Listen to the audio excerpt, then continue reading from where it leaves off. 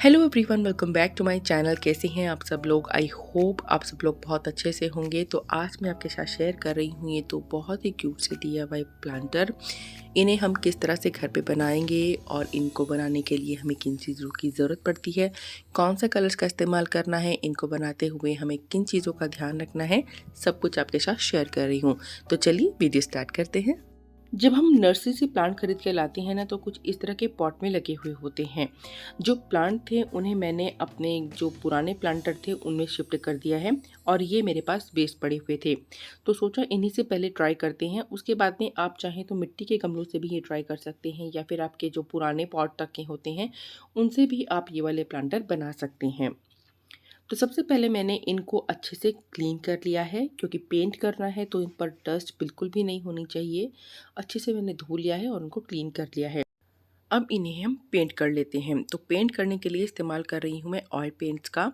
यहाँ पर हम दो तरह के कलर्स का इस्तेमाल करेंगे, एक्रिलिक पेंट्स का भी और ऑयल पेंट्स का भी। वो आपको वीडियो में आगे देखने को मिलेगा कि आपका एक्रिलिक कलर कहाँ यूज़ हो रहा है और आपका ऑयल पेंट कहाँ यूज़ हो रहा है। तो बेस पेंट जो है वो हम ऑयल पेंट से कर रहे हैं। ऑयल पेंट काफ़ी सस्ते होते हैं और काफ़ी टाइम तक चलते हैं। धूप हो, बारिश हो या फिर इन पर डेली जब हम अपने प्लांटर में पानी देंगे तो उसका ऑयल पेंट पर कोई असर नहीं होता है। इसलिए ऑयल पेंट सबसे अच्छा होता है किसी भी तरह के पॉट पर पेंट करने के लिए। ऑयल पेंट के साथ में हमें कुछ प्रॉब्लम भी फेस करनी पड़ती हैं, जैसे कि ऑयल पेंट को सूखने में काफ़ी समय लगता है। तो जब आप एक कोट कर दोगे, उसको सुखाने के लिए आपको काफ़ी टाइम रुकना पड़ेगा। जब वो पूरी तरह से ड्राई हो जाएगा उसके बाद ही आप दूसरा कलर कर सकते हो। दूसरा, ऑयल पेंट के जो कलर आते हैं वो बहुत ही बेसिक आते हैं। अगर आपको कोई शेड बनानी है तो आपको खुद ही मिक्स करके उस शेड को तैयार करना होगा। जैसे मैं यहाँ पर पिंक कलर कर रही हूँ, तो पिंक कलर करने के लिए मुझे वाइट और रेड को मिक्स करना पड़ा, तब जाकर हमारा ये पिंक कलर रेडी हुआ है। एक्रिलिक कलर्स में जो है आपको बहुत सारे जो है शेड्स मिलते हैं, लेकिन एक्रिलिक कलर के साथ आप जल्दी जल्दी काम तो कर सकते हैं, लेकिन बात वो होती है कि उसको हमें वार्निश से शेव करना पड़ता है। ज़्यादा धूप में आप उसको नहीं रख सकते हैं। डेली प्लांटर में पानी डालोगे तो आप वो उसके ख़राब होने के चांसेस बहुत ज़्यादा रहते हैं। तो अब यहाँ पर बात करते हैं कि इन प्लांटर को बनाने के लिए हमें कितने गमलों की ज़रूरत पड़ती है। मैंने यहाँ पर 2 प्लांटर बनाए हैं। एक प्लांटर को बनाने में हमें 6 गमलों की ज़रूरत पड़ती है। 2 बड़े गमले और 4 छोटे गमले। यहाँ पर मैं जो 2 प्लांटर बना रही हूँ, मैं एक बॉय बना रही हूँ जो बना रही हूँ ब्लू कलर से, और एक गर्ल्स बना रही हूँ जो बना रही हूँ पिंक कलर से। तो आप बहुत सारे इमेजेस यहाँ पर नेट पर सर्च कर सकते हैं। इस तरह के क्यूट प्लांटर डालकर आप सर्च करेंगे तो बहुत सारे इमेज आ जाएंगे आपके साथ। उसमें से कुछ सेलेक्ट कर लीजिए ताकि आपको एक स्केच मिल जाएगा कि आपको किस तरह का प्लांटर बनाना है, और उसी के बाद आप इसको अपने माइंड में रखकर प्लांटर क्रिएट करेंगे। फेस के लिए हमेशा हम स्किन कलर का यूज़ करेंगे, और बाकी जो है वो तो हम जो क्लॉथ वगैरह है हम किसी भी तरह से पेंट कर सकते हैं। उनके शूज़ वगैरह बनाने हैं वो हम अपने माइंड से बना सकते हैं। तो यहाँ पर कोई बाउंडेशन नहीं है कि आपको यही बनाना है। आपको जैसा अच्छा लगता है या आपको जैसा ईज़ी पड़ता है आप वैसा प्लांटर बना सकते हैं।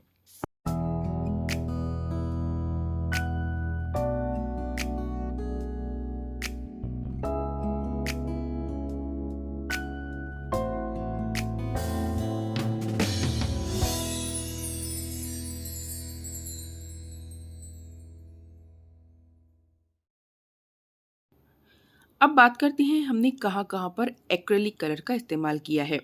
बेस पेंट हमने सारा ऑयल पेंट से दिया है, और जो बाद में इन पर छोटी-छोटी डिटेलिंग है वो हम एक्रिलिक कलर से करेंगे।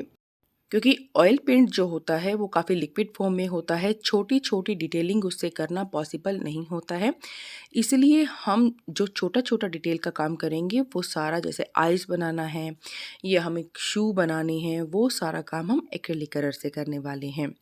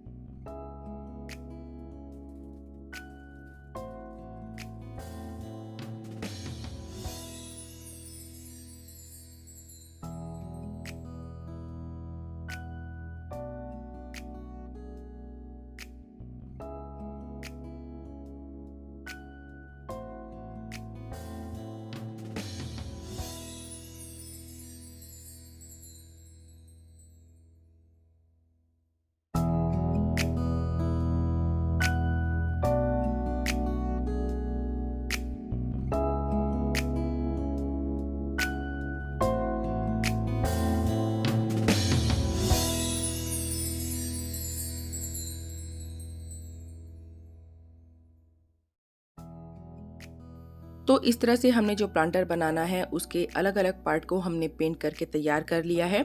अब बारी आती है इसको असेंबल करने की। तो असेंबल करने के लिए हमें ज़रूरत पड़ने वाली है एक रस्सी की। आप चाहें तो कॉटन की रस्सी का भी इस्तेमाल कर सकते हैं, या फिर अगर आपके पास जूट रोप है तो उसका भी इस्तेमाल कर सकते हैं। और अगर इनमें से दोनों नहीं है तो आप सिंपल ऊन का भी इस्तेमाल करके इसे असेंबल कर सकते हैं। तो सबसे पहले हम अपने जितने भी हमारे प्लांटर हैं उनके अंदर होल कर लेते हैं। उसके लिए लिया है मैंने ये एक लोहे की हमारे पास सुई है, उससे हम इसको गरम करके इस तरह से, आप चाहें तो किसी भी धार वाली चीज़ से इसमें होल कर सकते हैं।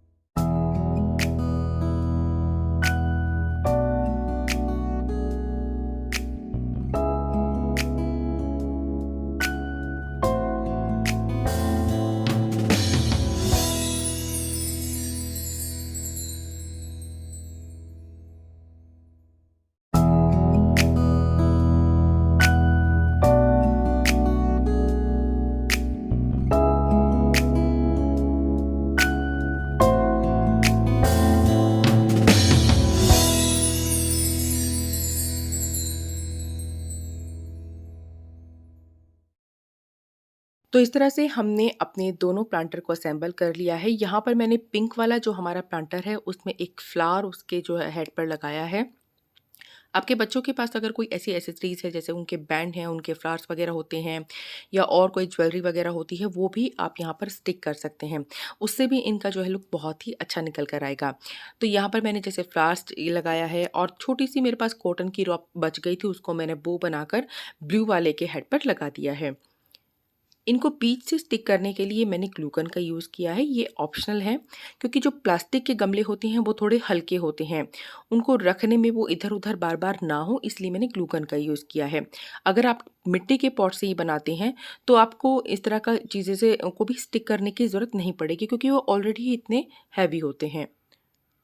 तो लीजिए, हमारे दोनों क्यूट से प्लांटर रेडी हैं।